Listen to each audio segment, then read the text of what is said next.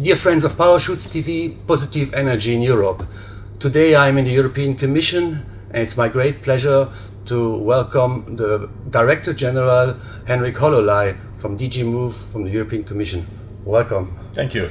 So, Director Hololei, you work since many years in the transport sector, and yes, transport is a very important issue for us as a citizen. And maybe you can explain us a little bit, because you worked also as chef de cabinet for Vice President Callas. And can you tell me a little bit the evolution of transport in general now in Europe? Because many people don't believe really in Europe anymore. But can you explain us from the transport side what changed really and where the citizen is really concrete has a benefit of it?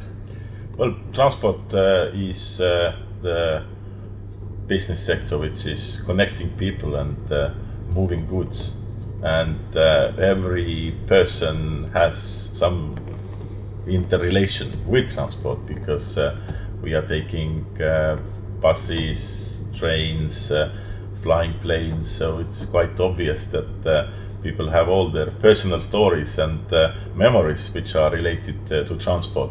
And whenever you buy something, it has had to be transported from one place to the other, and sometimes involving a very long journey with very many different transport modes involved: maritime, rail, aviation, trucks.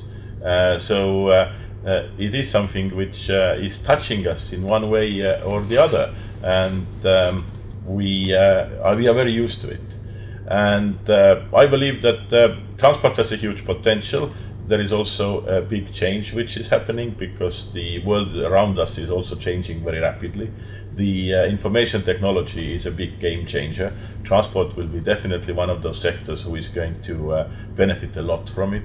And we already see some of the glimpse of how the future would look like with the automated cars. It's very likely that in 10-15 years the morning deliveries of to the different shops will be done by automated cars, and you will have this normal thing going around the streets, and there are empty cars driving. And of course the information technology is also something which helps us to better plan transport. People hate congestion. We all are sitting in traffic jams, and we will be sitting in the future as well, but it is also possible to manage the flow and to organize the flow in such a way to minimize the traffic jams as much as possible. One of it is also the smart parking, where you will get the information where a free parking slot is, and then you are not going to go around and create more traffic jams and also emit more CO2. That is another thing. Transport is also a big emitter of CO2 emissions. It is about 1/4 of all the emissions are done by the transport sector. But transport has also a huge potential in cleaning itself up, and we are also seeing a lot of electrical vehicles coming to around us in the cities.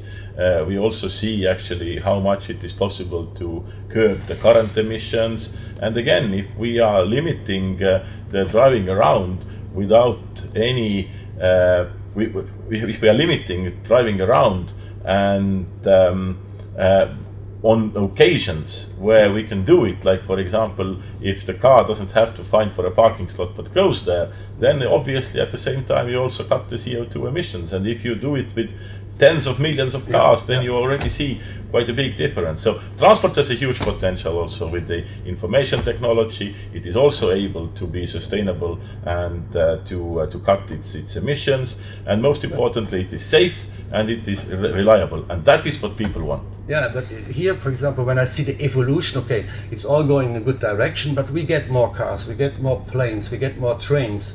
And then when I see, I would say, like now, terrorist attacks, safety. So I'm, as a citizen, yes, I don't feel so secure anymore. Okay, you work on it, but how can you manage these upcoming problems? Because we're gonna have more people on this planet. We're gonna the challenge will be much bigger.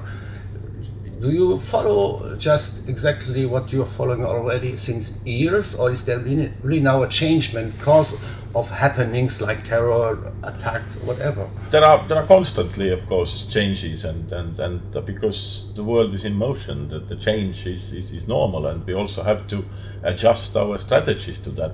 At the same time, certain strategies they are valid for tens of years. I think it is also important to make a distinction between what is safety and what is security. Safety is everything which is related to the safety of the systems, the safety of the passengers, and it is something which is an issue that is fundamental for transport. European transport is very, very safe. Seldom planes fall down. We have very high standards on cars. Of course, car accidents happen, but there is also a lot of human element involved. Very seldom it is something where there is a breach of safety requirements.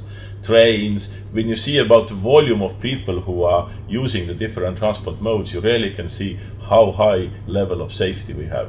Security is another thing. Yeah. Security is another thing, and security is also something which it starts from those bodies who are responsible for guaranteeing the internal security of the citizens. There's nothing to do with transport.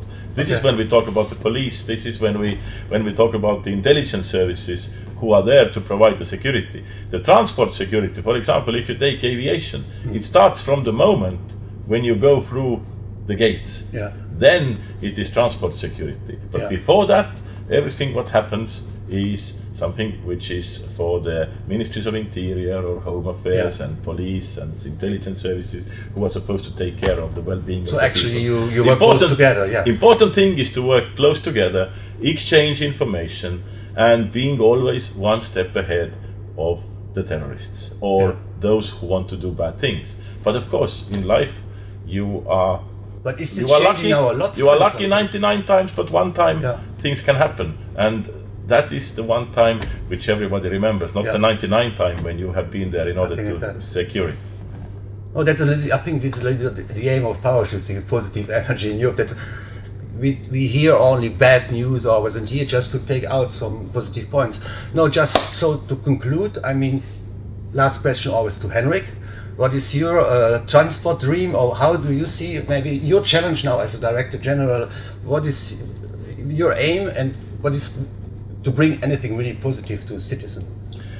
My hope is that during my time here, I would be able to contribute to a better functioning, even more safer and reliable European transport system. And I also believe very much in the internal market, into the single market. And yes, we have a single market of goods and services and capital, but we don't yet have an entirely single market of transport.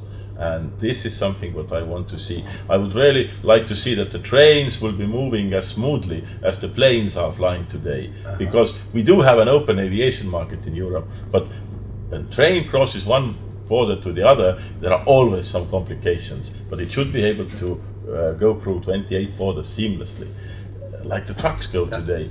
I want to see that people benefit from that. Ships as well, but also with the maritime transport, it is sometimes very complicated because again you have some formalities, you don't have a single reporting systems.